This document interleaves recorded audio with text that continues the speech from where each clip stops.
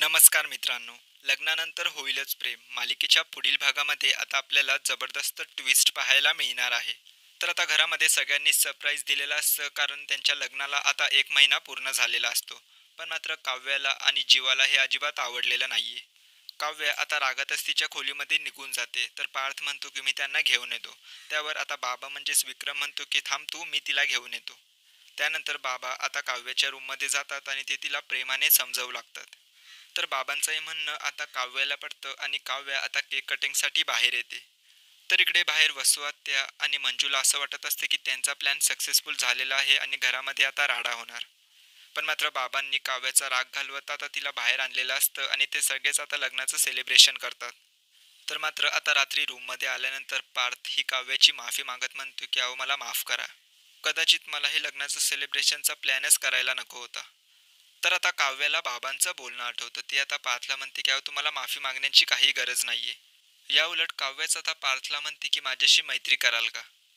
तर आता काव्याने मैत्रीचा हात पुढे केलेला असतो आणि यानंतर पार्थ आणि काव्यामध्ये एका नवीन नात्याची सुरुवात होते.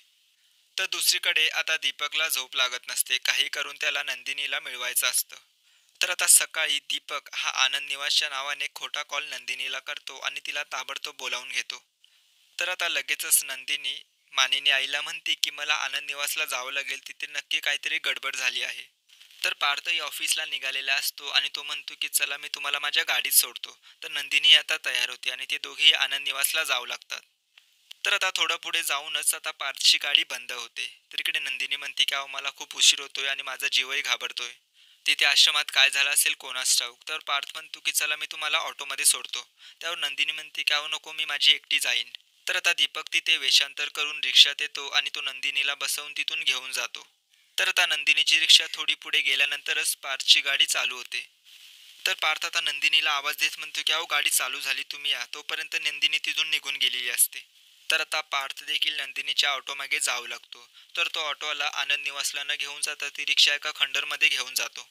तर मात्र आता पार्थला संशय येतो आणि तो विचार करू लागतो की हा ऑटोवाला इथे जुन्या बिल्डिंगमध्ये नंदिनीला कशाला घेऊन आला असेल. नंदिनी आता ऑटोमधून उतरून विचारू लागते की तुम्ही मला इथे का आणलंय. तेवढ्यातच दीपक आता त्याची नकली दाढी मूछ काढतो आणि त्याचं खरं रूप दाखवतो. नंदिनी आता दीपकच्या कानाखाली मारत म्हणते की तू सुधारणार नाहीयेस का, कशाला आमच्या आयुष्यात पुन्हा आलायस, माझं आता लग्न झालंय. त्यावर दीपक म्हणतो की मला फक्त तू पाहिजे. असं म्हणत तो आता नंदिनीला तिथे बांधून ठेवतो. तेवढ्यातच आता पार्शची तिथे एंट्री होते आणि तो सगळं काही बघतो की नंदिनीला त्याने कशा प्रकारे तिथे बांधून ठेवलंय. तर आता पार्थ दीपकला चांगला सोप देतो आणि तो आता नंदिनीचे हातपाय सोडवतो. त्यानंतर पार्थ आता नंदिनीला विचारू लागतो की याला मी कुठेतरी बघितलंय. त्यावर नंदिनी म्हणते की हा आनंद आश्रमात काम करायचा दीपक. त्यावर आता पार्थला सगळं काही आठवतं. त्यानंतर आता पार्थलाही कळतं की दीपकचं नंदिनीवर प्रेम आहे, पण मात्र तो आता हे सगळं काही चुकीचं करतोय. त्यानंतर आता दीपकला पोलिसांच्या हवाले करत पार्थ हा नंदिनीला सुखरूपपणे घरी घेऊन येतो. तर आता नंदिनीच्या पायाला लागल्यामुळे पार्थ तिला उचलूनच बेडरूममध्ये घेऊन जातो. तर आता हे सगळं बघून जीवाचा चांगलाच रागराग झालेला आहे. तर आता जीवा विचार करू लागतो की दादा नंदिनीजवळ गेल्यामुळे मला काय राग येत आहे.